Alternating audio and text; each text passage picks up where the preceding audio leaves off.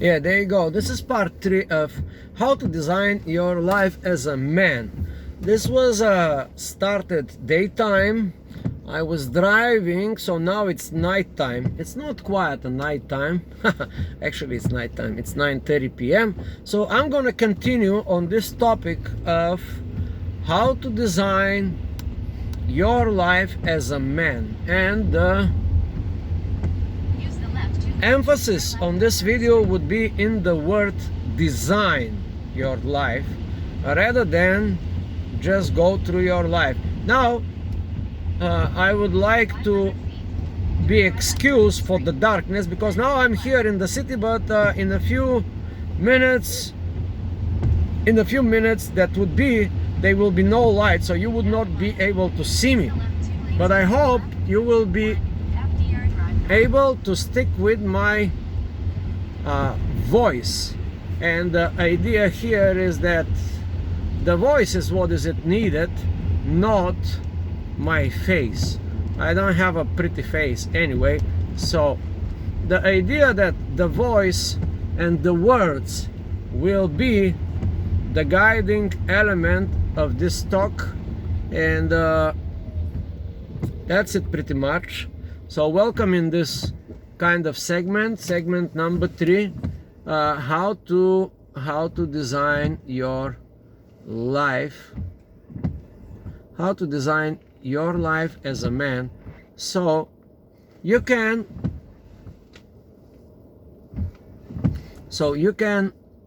not only go through life, but go through life with pleasure and enjoyment. And if you design your life, the basic concept here, if you start thinking about designing your life, then a lot of these dramas and a lot of the problems and the relationship, I mean the negative part when it comes to a relationship with the opposite sex, could be avoided. So now let's think and let's say, what does it mean to design your life through a point and the perspective of a designer? Now, every designer comes with certain sets and parameters when it design certain objects, for example. So let's look at your life as an object. Let's say a house.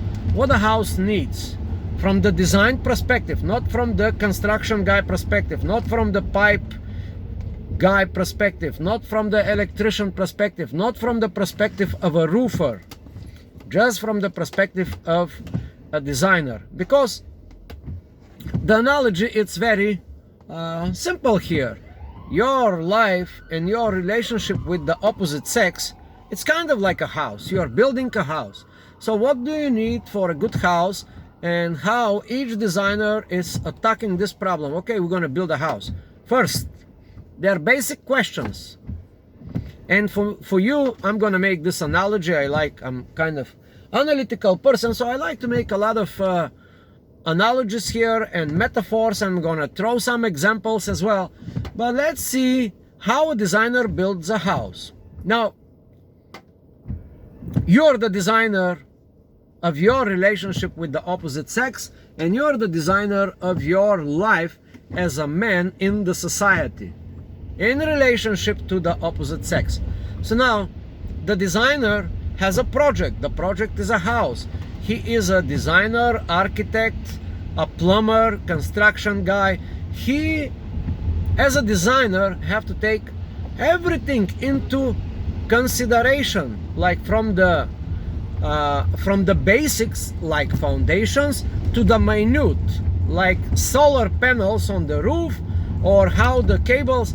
So kind of the designer cannot design a good house without knowing bits and pieces of the other industries or the other professions that are also involved in the house. The same way you cannot design a good life of a man if you do not know the bits and pieces of other men's life. Here it is my life, for example. I'm 50 years old, about to hit 50, and I have a lot of wisdom and knowledge and experience. So one of the parameters for you to build a house is just to draw some conclusions from my successes and my failures with the opposite sex. And I can clearly, consciously, no shame or whatsoever, I can tell you all about these successes, failures, many successes, many failures. And now let's say I am the plumber, you know, like in your life design as a man, when it comes to the opposite sex, I will be your plumber. I will talk about from the perspective of a plumber. And I can tell you, hey, this type of pipe, you know, it's not very good. Here, the coding, the city regulations are saying this type of piping is suitable. So I'm communicating now to the designer. The designer look at this information and he would say, wow, I should redesign the house differently based on the opinion of the plumber. So the same way you can draw a lot of opinions, you can listen to a lot of opinions, and you can draw your life based on the lives of countless other before you and before me. I, of course, as a plumber, I took a great knowledge from other plumbers. I talked to other men and I asked them for their failures and successes with the opposite sex. So that makes sense. Now, a good designer does not need just a plumber. How about the guy that will install the solar panel? For the house, there should be a certain pitch, a certain angle for the sun to hit properly. Also, what kind of roof will be the house, so the designer can take into account the future development of the house. If the house is just a house, it's one thing. If a relationship between you and a woman is just a simple relationship, that is one story.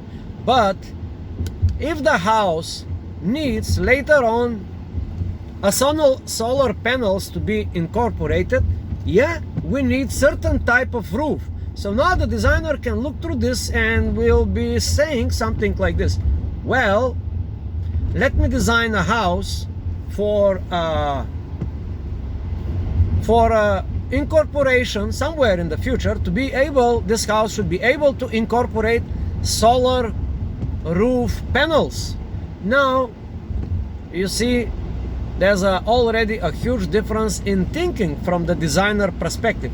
Now he knows the plumber, now he knows the roofer, now he knows the solar panel. How about we can even make like this stupid analogy. It will sounds like a little bit funny, but let's say the solar panel are not necessarily to be installed right away once you get the house, but they will come sooner or later. They will come, because you know the whole future is going towards solar panels and self-sufficient houses and blah blah blah and blah blah blah. So let's come with this thing in mind. Let's compare the solar panel as the kids that will come later on in your relationship. We do not know, I do not know, what age are you? Maybe you are 20, maybe you are 17, maybe you are 50, maybe you are older than me, maybe you are 65. But the same way the designer will gather a lot of knowledge about the solar panels, the same way you can design your life in mind that kids will show up soon on the scene. Let's say you are 25 and you say, well, by the age of 35, so I want to have 2 or 3 kids. That's a good idea. Is it a good idea? We do not know. But as a designer of our life, it would be gross error if we neglect that kids might come in the nearest future. It is the same way to say, it is the same to say that the designer of the house would just make a flat roof and then he will say, you know what, let's the solar panel guys later on put the panels. Of course, he can do that, but that would be costly. That would be super costly, because a flat roof, it'll take a certain amount of money and energy, resources and companies or whatever to put solar panel on a flat roof. So the designer can say, yes, I will just come up with this kind of roof. And what are the standard roofs? 45 degrees, this kind of degrees, that kind of degrees. Now, how about if I think an innovative roof, or a roof that will be a combinations of all types of roofs just to satisfy one of these needs, that maybe in the future it will be solar panels, and maybe in the future you're gonna have kids. So why don't you plan your kids in your life? Now, some people will say, well, kids, we just had sex and kids came up, and yeah, but that's not very wise. That's not very smart, you know. Maybe some people would go in life, and some men will go in life, and they're gonna have their loved one and age 23, and she's just turned 21, and they have kids, and they, you know, they started in a way with the solar panels, but they don't even have the house. So now another part of the designer of your life should be to pay attention to what is important and what is not important. And now let's take the standard analysis of designing your house. What is the most important thing in a house? What do you think is the most important thing? And if you ask any designer, they will quickly tell you, hey, the foundation is the most important thing. You cannot build a skyscraper 45 stories on a shaky foundation. You cannot build skyscrapers in a sandy beach environment, because maybe soon, you know, maybe soon the water and whatever percolation of the soil will diminish your building. So again, the same way, you cannot build a solid relationship with the opposite sex, yet you cannot build a solid relationship with the opposite sex. Even more, you cannot build a good relationship. You cannot get a girlfriend. You cannot get a long-term relationship. You cannot get a wife or a family life if you don't have solid foundation of your project. As a designer, we are now fantasizing in this little clip that you are going to design your life as a man in the society. So what are the foundations? Now,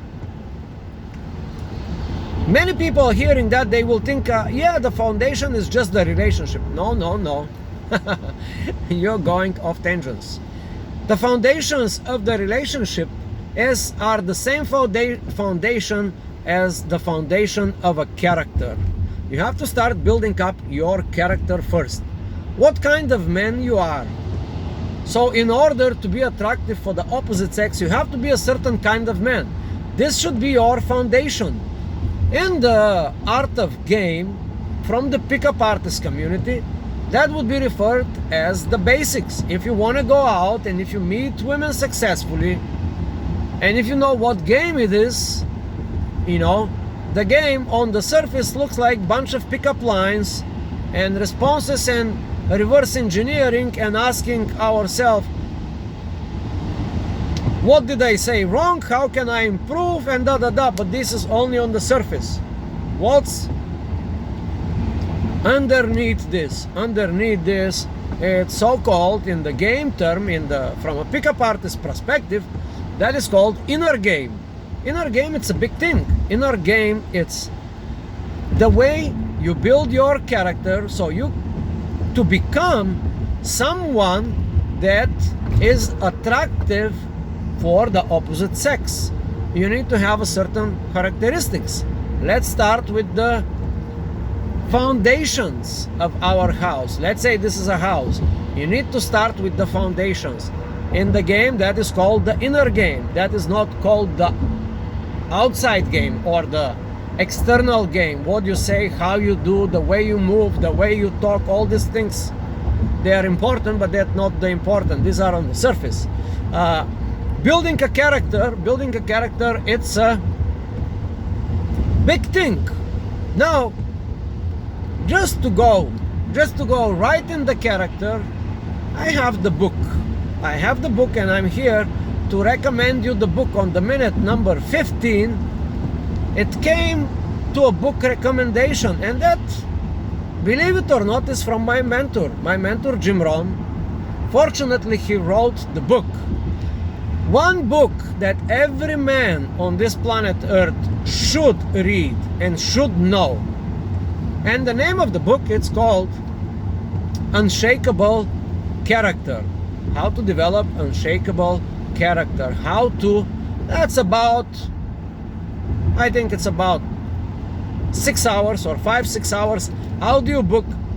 Thanks God, internet exists and this book is freely accessible. So, to start with the foundation as a designer, to start with the foundation of a designer, of a house, or of building yourself as a man, one of the steps is to take a little deep into literature that is designed to focus on your integrity and building a character. Now, as my mentor Jim Rohn say, character, it's not something that you build up.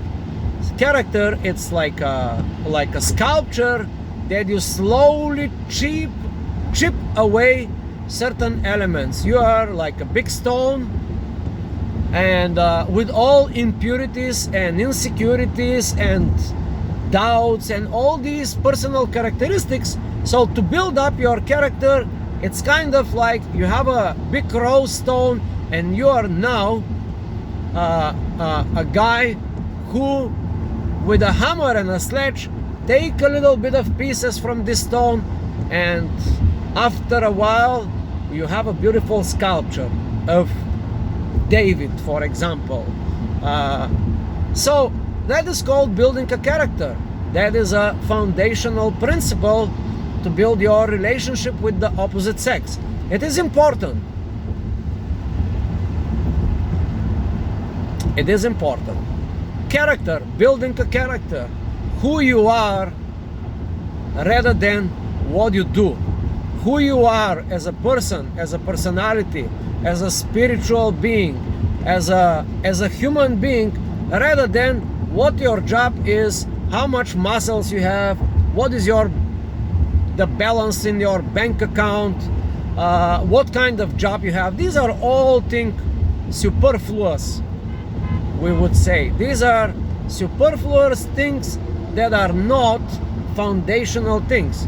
Building unshakable character by Jim Rohn, of course, and I don't want to go too in details, because this is a book. This is a book. If you read this book, you will be inspired. I promise you that. So now, let's go another foundational truth. As a designer, freelance designer, designing your own life. The freelance designer, it's a designer that will build the house either for himself or for a client. That is another analogy that I will throw out here. So let's say the designer wants to build this house, and he does not build the house for himself. He builds the house for a client. And the client in that case could be your future wife, future girlfriend, future short-term relationship, long-term relationship, blah, blah, blah. It doesn't matter. That would be your counterpart. That may be your girl, a woman that you will spend the rest of your lives. Who knows? But it's good. It is good to know the customer or the client requirements. That is a simple analogy. For example, the architect or the designer meets the client, and the client starts something like this. I want a house, 3-story, with a basement, with solar panel system, with this, with that. And the client lists all the characteristics.